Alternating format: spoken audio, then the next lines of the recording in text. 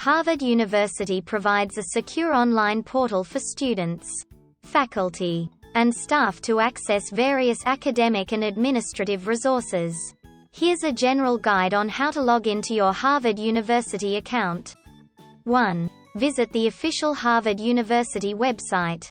Open your preferred web browser and go to the official Harvard University website by typing https://www.harvard.edu/ in the address bar.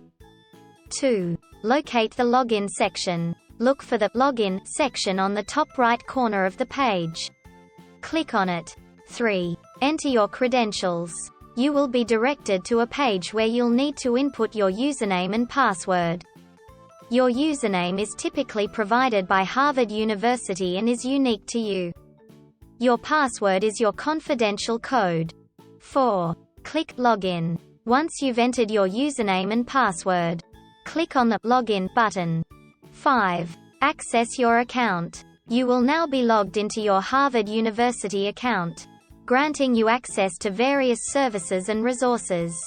Troubleshooting tips. If you forget your password, there should be a Forgot Password option. Click on it and follow the instructions to reset your login details.